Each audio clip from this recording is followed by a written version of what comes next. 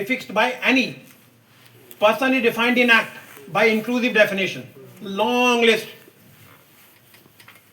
So person here doesn't mean individual. It could be LLP, firm, company, trust, NGO, whatever you think of.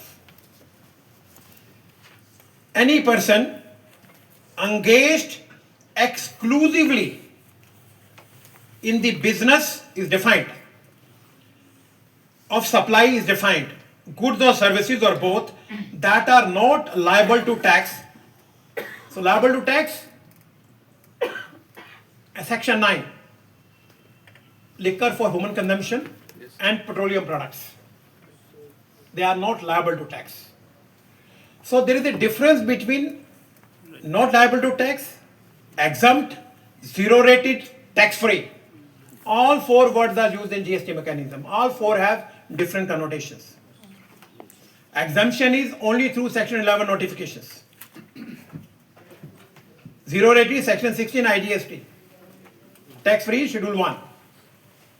तो चारों के चारों चीजें law में अलग अलग हैं. तो आपको वही पढ़ना है जो कानून में लिखा है.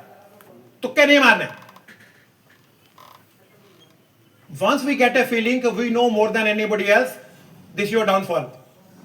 A lawyer must study every time you get a similar case, maybe 20 times a week.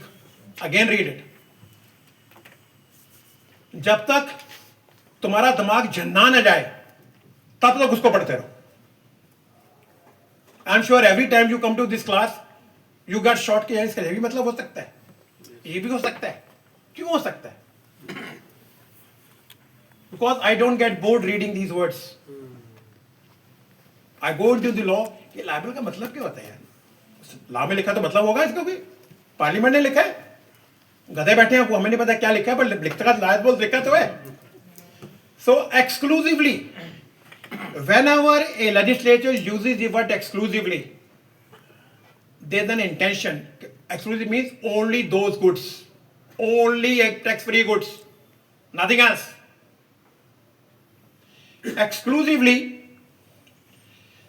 so both that are not liable to tax or wholly exempt from tax under this Act or under IGST Act, Section 11, Section 6. An agriculturalist, if you go to south and west, this provision is being misused like anything. A lot of people have been put to tax in Maharashtra, including Pune. They say an agriculturalist to the extent of supply of produce out of cultivation of land. Agriculture की definition है, agriculture की definition section 2 में. Then it says subsection 2, notwithstanding anything contrary. So पहला क्या कहता है कि इन दो बंदों को नंबर नहीं लेना. अगर आप एक्सक्लूसिवली टैक्स फ्री गुड्स में डील करते हो या not liable to tax deal करते हो, आपको नहीं लेना. And if you are an agriculturalist as defined in section 2 and you are supplying the produce out of cultivation of land, that is, if Sushil Verma is a cultivator, I have my final produce, I give it to Mr. KP Singh. Mr. KP Singh gives to Mr. Dharampal Mani. He has to get registration. He is not covered by this definition, right? So this requires contractual privity between one man only. तो उसने अपना land अब cultivate यानी लिखा bye honour. I can take land on rent, लगान जिसे बोलते हैं. I can cultivate and sell it. I am covered by it. Right? So now comes the main section, section 22(2). Notwithstanding anything to contrary contained in subsection 1. So this non-obstante clause is covering only subsection 1. That is only for the purpose of section 22. Nothing else. Or section 24, the government may, on the recommendation of the council by notification, subject to such conditions and restrictions as may specify the category of persons who may be exempted from goods and so. So that is section 22 and 24 are interplaying. 23 is not mentioned. So, in this 22 and 24. That is 23 is a standalone section. That is why there is a circular if you are dealing in all exclusively goods, RCM does not require a registration because this section is not subject to section 24. Since you are dealing in 23, now let's come to 24. Compulsory registration in certain cases. यानी लिखा persons liable for compulsory registration. यहाँ जब law maker ने ये word use नहीं किया, that is here there is no choice, you are required to. Liable body is not there. पहले में लिखा था, यहाँ नहीं लिखा. अब ये जो 13 कंडीशन है, अगर आप किस में आते हैं, आपको रजिस्ट्रेशन लेना है. Now let us say in 23. You are dealing with all exempt goods. Let us say आप कनक की बोरियां बेचते हैं. आप अपने साथ में बोरी भी दी है. Let us say you are an agriculturist. आपने कनक को बोरी में पैक करके दिया. Can we say this is a composite supply? Packaging? Yes. You have to apply your mind. Okay, can we say this is not exclusively tax-free product? These questions have been raised in Supreme Court in earlier regimes. They said no, it remains a tax exempt. कनक कैसे वो कोली में डाल के बेचेंगे? Now let us say उसकी कुछ बोरियां खराब हो गई, उसने फेंक दिया, बोरियां बेची. So will it become taxable? The answer is still no. It's part of composite supply. This could be one view. Revenue will take other view. अपने taxable का पैसे दो आप. But once a liability is related back, it does not destroy your exemptions. Exemption I'm talking. I'm not talking of composition. That is, अगर आपने liability fix कर दी, आपने बोरियां बेची हैं, जो मेरे टैक्स फ्री गुड्स पे मेरे को टैक्स नहीं लगता, उसकी मुझे एग्जम्पशन आज भी मिलनी. कंपोजिशन वो नहीं होता. That's the difference between section 10 and section 22. उसमें वो चीज आपको नहीं होगा.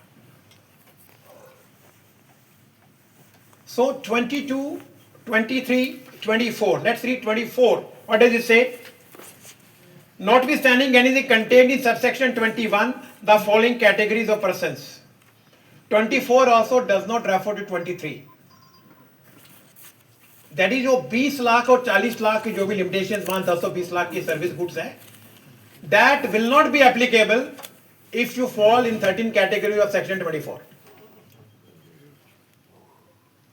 That is why per force they issued a circular कि अगर आप exclusively गुड्स में डील करते हो और आपका आरसीएम देता है, आपको नंबर नहीं लेना. और अगर आप एक्सक्लूसिवली गुड्स और सर्विस बेचते हो जो आरसीएम पे है सारी की सारी, उन पे भी आपको नंबर नहीं लेना.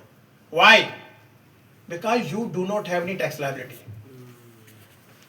When you read reverse charge definition in section 2, it says you are deemed to be a supplier. That is you pay tax on RCM and claim input tax credit. Right? But here we say you are dealing with exclusively tax-free goods. So the supply is not taxable in your hands. Tax ही नहीं लगता आपको. Tax free है. RCM में डाल दिया, 9 में notification हो गया, आपको पता होगा टैक्स लायबिलिटी नहीं. There is no vicarious liability on a supplier in GST mechanism. So when you read 24, it has no interplay with section 23. It has a connection with only section 22.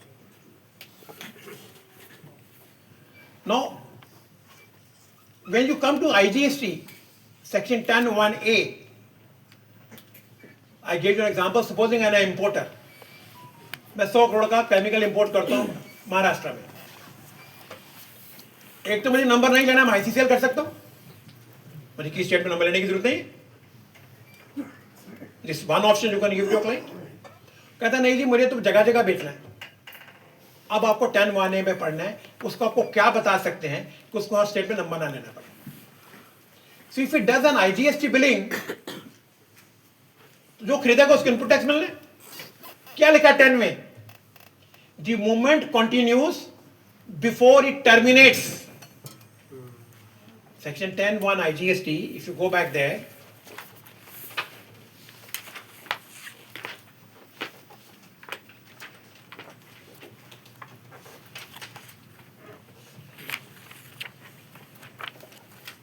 where the supply involves movement of goods, whether by supplier or by recipient or any other person, the place of supply of goods shall be the location of the goods at the time at which the movement of goods terminates. मैं महाराष्ट्र में बैठा हूं, bill to shift is one option, मुझे कोई number लेने की जरूरत नहीं है, हाई सी मुझे कोई नंबर लेने की जरूरत नहीं है, I can act as agent and import on behalf of other people, no number to be taken. Supposing I don't want to do any of these three things, I want to control my own businesses. Sitting in Maharashtra, I tell somebody in Punjab, Ludhiana में, कि ये 10 करोड़ के auto parts mister Bhatia को दिल्ली में दे दो. No bill to ship you, not 10B, we are talking 10(1)B, 1A. अब क्या है, मैं कहां से मैं टैक्स ऑफ सप्लाई कर रहा हूं? महाराष्ट्र से. I make an IGST billing. जब वो गुड्स भेजेगा उसको, वहां से कहां से मूवमेंट शुरू होगा? लुधियाना से. तो where will terminate? Delhi. It's an IGST supply. Though there are 3 parties, it doesn't matter at all. ये सेम झगड़ा सेंट्रल सेल टैक्स में क्यों बांटिया था? 3A में था, not 3B, 3A. Interstate movement. Though there are 3 parties, we are talking 2 parties is under Sales Tax Act. 3 में 3 भी पार्टियां होती थी कभी वहां. So by not taking a number, you have 4 options to tell your client. How will you tell him? Unless you know his business model. जितने लोग online trading करते हैं, ई कॉमर्स ट्रेडिंग करते हैं, sitting in one room, they are doing transaction worth hundreds of crores. Those are the people who require these kind of analysis कि how do you can avoid 30 numbers. Business सारा धंधा करेंगे, उसमें documentation है, rules की requirement है, वो अलग चीज है. So this is how you interplay registration. Then rule 21A, suspension. आप भी करवा सकते हो, वो भी कर सकता है. तो if you go for suspension, all your rights come to halt, except suspension is not cancellation. Cancellation is done in section 29.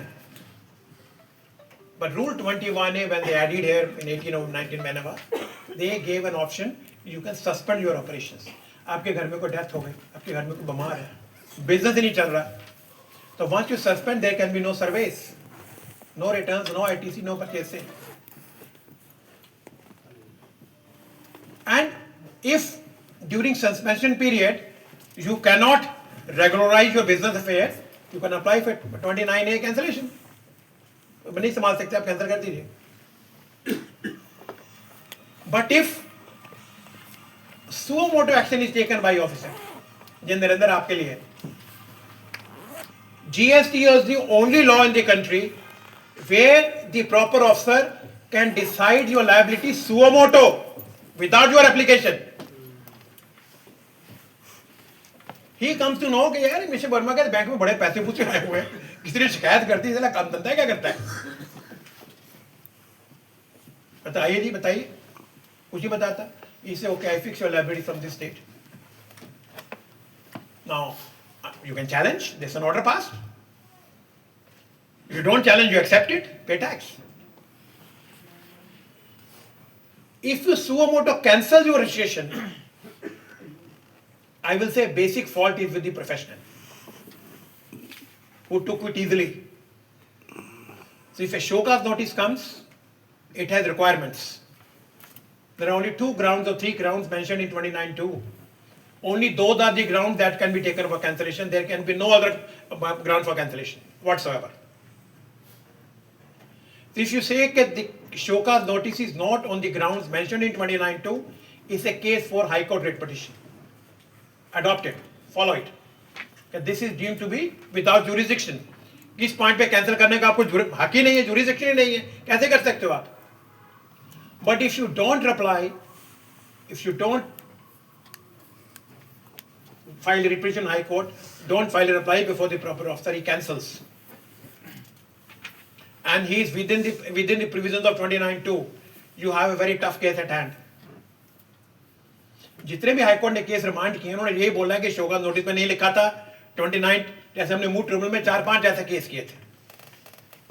Show cause notice हमने परफेक्ट बनाए थे कि अगर आप ये नहीं करोगे आपको इस डेट से कैंसिल कर देंगे, ये आपके रीजन है, वो 29(2) के ही रीजन थे।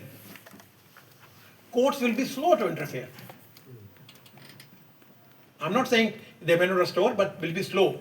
But once RC is cancelled, your business comes to a halt. It's all over. 1/3/18 से पहले एक प्रोविजन था, आप RC 1 साल से पहले कैंसिल नहीं होता था। Cancel your number was to continue for at least 1 year. पर 1/3/18 को नोटिफिकेशन डाला कि नहीं आपके कैंसिल कर सकते हैं। But cancellation is not automatic. Most of you do file application cancellation and keep quiet. No. There has to be GST mechanism, cancellation order by the proper officer.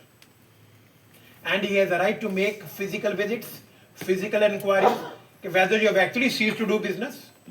He can ask you to file an annual return, pay tax on stock or whatever.